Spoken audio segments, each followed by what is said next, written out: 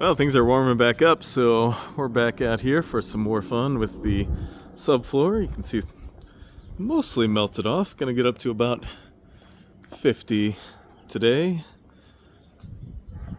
So, where we left off last time, you can see our mess here. We had gotten a little bit of the subfloor in place and everything's leveled, quote, leveled. So we got our stack here. We're going to start running more of it out. You can see where we got some of the brick replaced last time, and that's looking good. We didn't get quite as far along as hoped, so I need to get more brick in here and back here still. That's the first thing we need to do so we can keep running straight along here. And then this back portion we can get blocked on top of the beam. And then we just got some more 2x10s to fill in this space where the basement stairs will go. And we're basically going to use that as a platform to work off of. So when we start moving up to tearing out the second floor, we're not falling through. But then those joists will come back out. We'll build the frame around the stairs and put those in. So we can't block this whole thing. And we can't get all of the subfloor down here, but we'll get most of it. So we'll carry those 2x10s in and we'll get started on things. I'm a little surprised the roof hasn't melted off completely yet on the previous warm and sunny days we've had, but really pouring off today now that we're into the low 50s. But it is definitely cold water still coming down. Got icicles forming where it's dripping through. And this brick kind of traps the cold in the same way that it traps the heat in the summer. So it is pretty cool down here. But we got this section bricked back in. Looking good, although there's some cracks above, but gravity load works. And, well, Dave is putting in the temporary boards here, but I think he got a splinter off the same board that gave me a huge 2x4 size splinter earlier.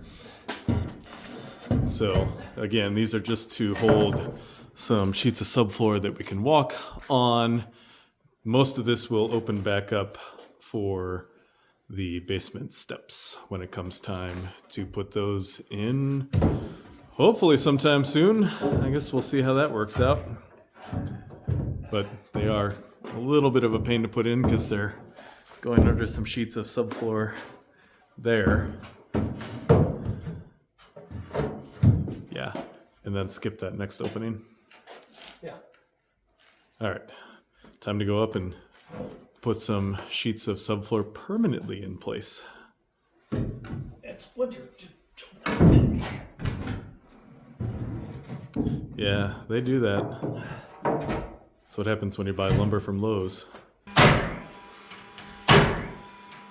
got our next piece in here finally today, and we cut it a little shorter because it's always a little bit of a guessing game on how we want to go around the chimneys. I was going to have a short break to the next joist. I decided to keep the whole chimney opening on one sheet, make it a little bit stronger. It could make for some weird breaks later, but with everything being jumping off layout all the time and out of square, probably doesn't really matter. But if it comes to it, we'll just cut a little shorter on another piece, and that's fine. So I'm gonna start running these out more than halfway, and then we can start getting the next row in. Usually it takes a little persuasion. And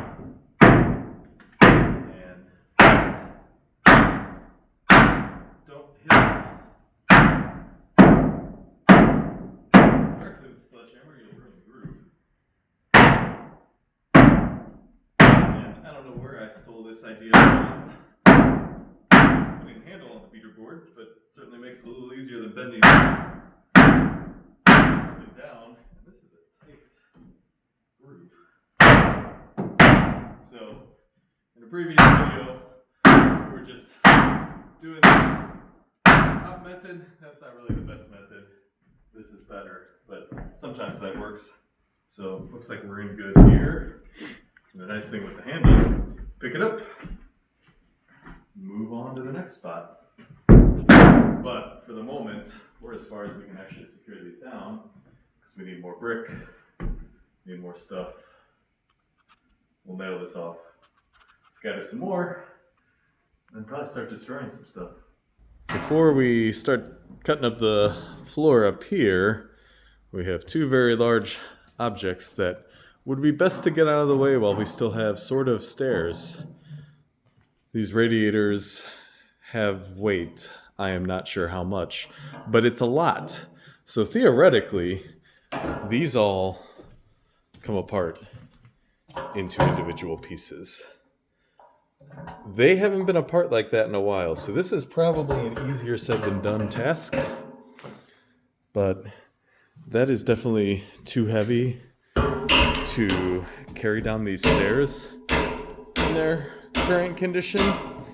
So we do have some movement. We're going to give it our best shot to get these apart. That's a valve coming off. Yeah. Otherwise, throw it out the window and break the concrete. Get a crane. I'm not entirely sure. I guess we could rig up some pulleys and stuff. But taking them apart into the individual components seems like the best bet. And somebody watching this is going to be very sad that we are taking apart radiators. And if you were closer, I would say come on by and pick them up. But at this point, we just need them out, and we're not going to throw them in the trash. They will get scrapped. Cast iron is actually, when you got this much of it, has a little bit of value to it. So we'll keep messing with this and see what happens.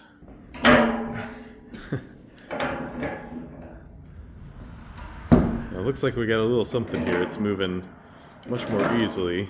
And this is the easiest piece to get off. So I don't know what that portends for the rest of it.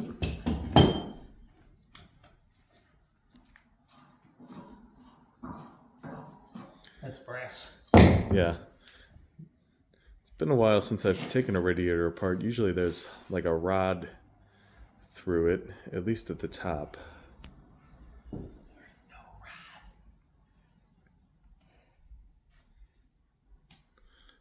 But this is also older than the last one that I took apart, so could be a touch different. I don't know. I don't know about these stairs. Well, as long as you stick to the middle, you're probably okay. You're over the stringer. It's only got a little bit of rot. You'll be fine.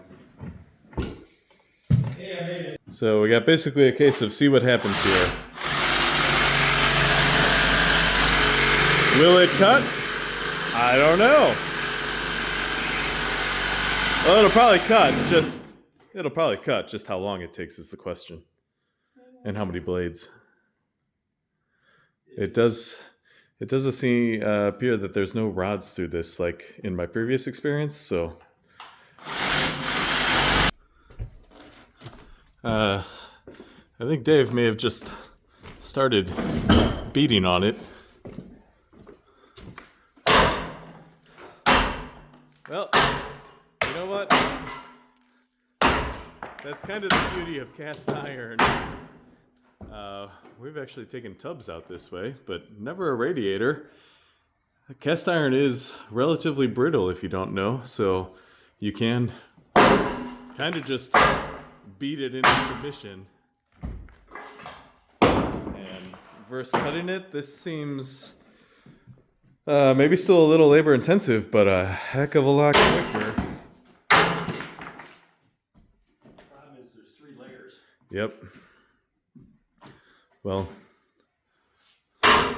pieces pieces at a time, as long as you don't like shake the house apart. Because this floor is a little shaky when you're hammering like that.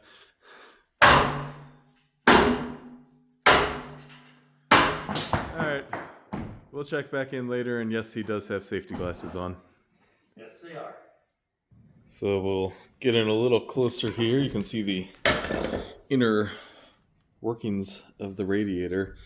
There's definitely no rod in this like I've previously seen that holds them together. This is actually a monolithic cast, which is pretty cool. Or it was at least joined together in some different way. I don't know if it actually was. Those kind of look separate. It's just put together differently.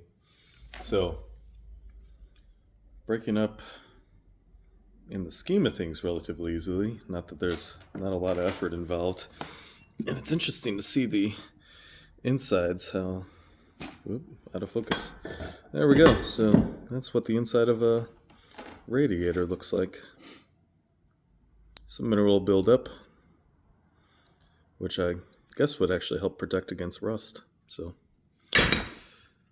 sorry to old radiator lovers. I know you're in pain right now. So while Dave breaks up those radiators, as you can hear, I'm down here working on this brick infill over the windows, and it's a bit of a pain, as we've talked about. The courses don't line up very well, but an interesting question I have for people is, you can see here I put some mortar on the angle iron lintel, and a mason on a well-known TV show that works on old houses for 45, 46, whatever years now, said that you shouldn't put mortar on the angle iron. You should put the brick or block directly on it. And I've only ever seen it with mortar. So maybe that's a regional difference. I don't actually remember his explanation for his position on that. So curious to hear what others think. Leave a comment with your thoughts on that. I don't know if either is right or wrong, honestly. Maybe we'll get this figured out. Otherwise, just plodding away. Alright, just about there. So the pieces were actually pressed together. So now just a big mess. It's a shame we don't have a big electromagnet we can just stick in the window and pick it all up. Looks like it'll be some buckets and some big pieces to carry out, but certainly more manageable like that. Yeah, narrow and not so strong. With all the up and down on these stairs, they're separating a little further, so they really don't have support on the wall side anymore, as they've slipped out of the trim. So we're just attaching a little bit of temporary bracing. They really only need to last for a couple more days of getting stuff up and down. So hopefully with just a little bit that happens. From a sagging perspective, they haven't gone that far. We just don't want it to pull so far away that it like twists and then collapses. That wouldn't be so great for anybody that happens to be walking up or down them at that time. Alright, so we got Dave breaking up the second radiator up there, and I'm just about finished here. So last piece should slide right in there nicely.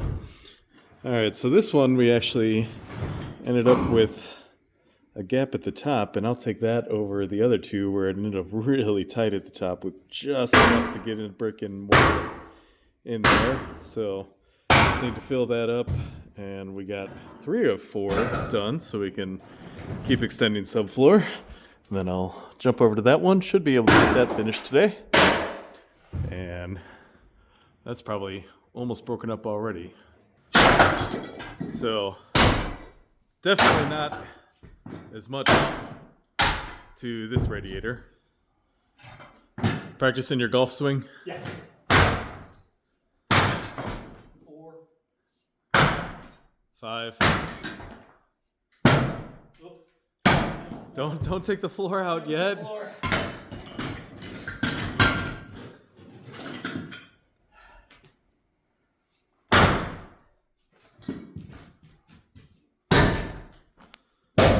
Nope. They're hard to get the ends off. Yeah, bigger chunk. You definitely see that press together. Yeah. No, the other side. I know, I was just taking a look. Let's... Well... So there's the connection. Yeah.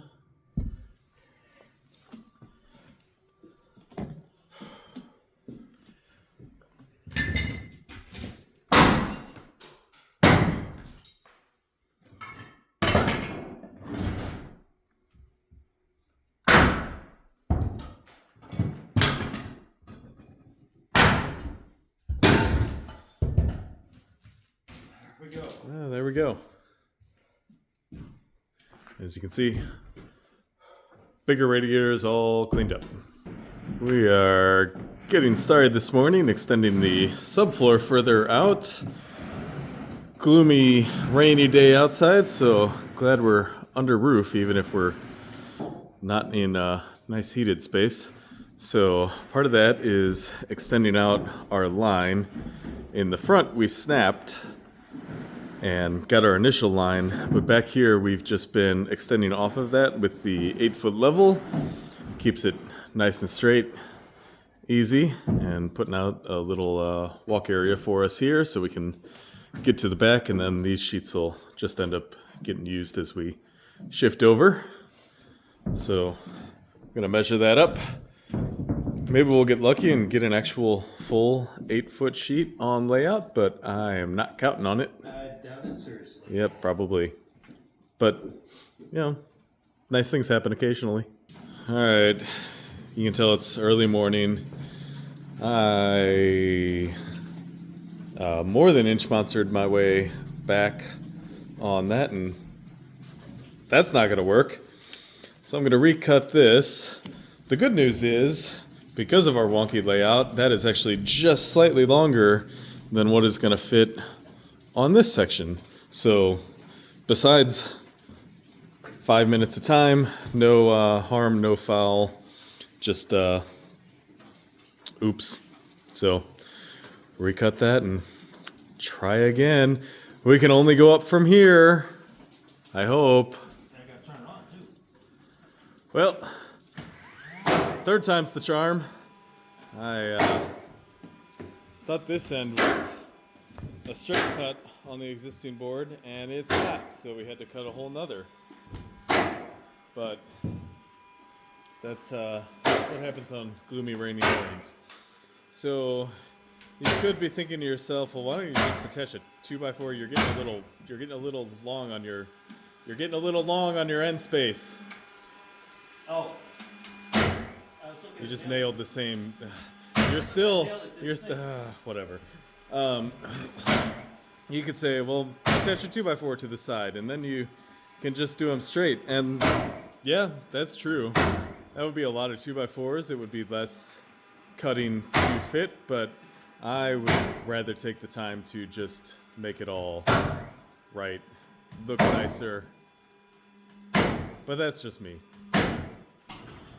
Alright, so back in high school I took one of those career tests. It told me I should be a plumber. And I can do basic plumbing. I don't really get much dough out of it. Turns out I make a better anti-plumber.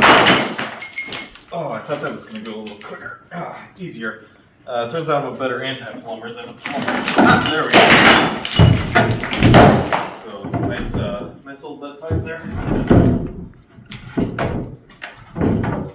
that to somebody to, I don't know, do what people do things with lead with. Oh, we got our last piece here in place. And it worked out that this one actually has a square end. And you can see our plan of holding out about an inch from the wall up front actually ended up working out really nicely, because as we got here to the back, you can see it ended up getting pretty darn close. So that did thankfully help us from having to do any shades on the side. We just had to account for the unsquare joists. So good to get one row done, and we can get to the back window now and look out into the nice partially icy backyard and an overflowing dumpster. That's nice. So we'll start on this next row now. We'll use the sheets that we already put out. We'll just cut them two sides as needed. And then we can't get a third row started up front yet, so we'll come back about to where the radio is, and I think we can get going with the third row down. And unfortunately, we will have a little ripper piece along the side here. It was like 14 feet across or something like that. So that is what it is. That's fine. We got our last piece of subfloor for this row going in, and got a little teeter-totter action going here. And it is because the second to last joist is crowned. We checked the level at each end, and it planes out just fine. So that shows you how wood can kind of mess with things, but once it's all joined together, some of that will go away, and it shouldn't be enough to be a problem. There's no cabinets or anything right here at the entrance. So in the meantime, I get to have a little bit of fun, but unfortunately I think I've met my allotment of fun for the day. Time to get back to work.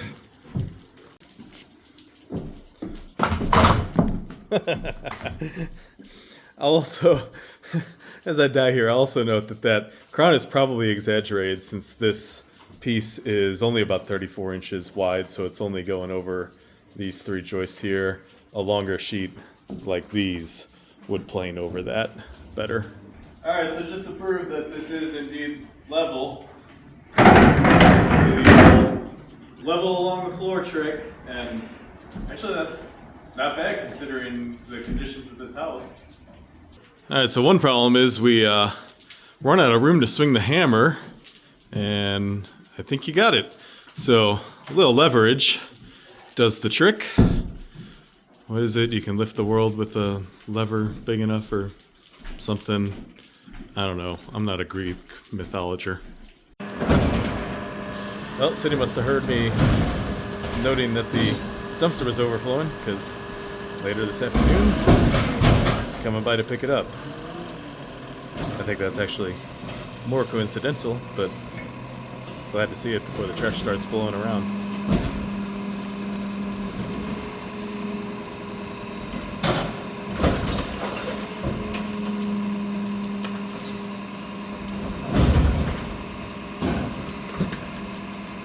Alright, we're working up on this row and got kind of a funny area.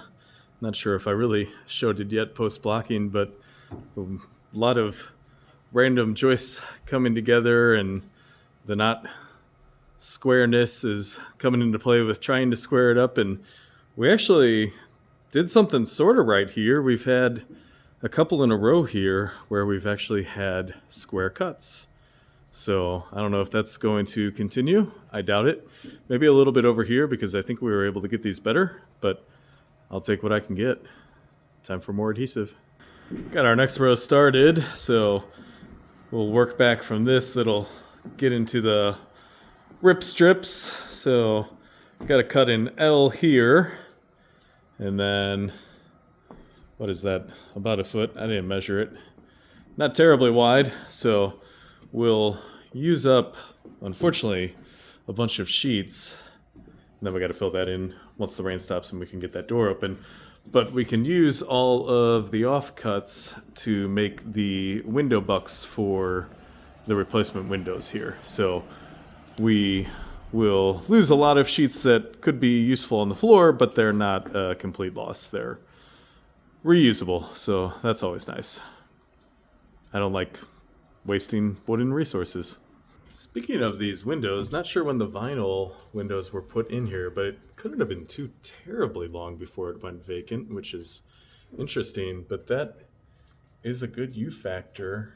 That meets Energy Star and it meets code 0.3 is the requirement. Anything lower than that is better. So unfortunately, these, as far as I know, aren't actually going to be reused. They're going to be new wood historic replacement windows, which will look better and probably function better. But speaking of waste, the whole window industry is, the replacement window industry is just terribly wasteful. But that's a topic for another day. We're going to go ahead and wrap things up here, I think. Thanks for rebuilding with us. Hopefully, oh, my light's going out. Hopefully you enjoyed what you saw. Maybe learned a thing or two. So next time, we'll, like I said, get the subfloor in there, but also start tearing apart the second floor, see what that entails. So tune in soon for that. Should be some more fun. We'll see. If you haven't already done so, we'd really appreciate a like and a subscription. Helps us out. Thanks again for watching, and we will see you guys on the next video.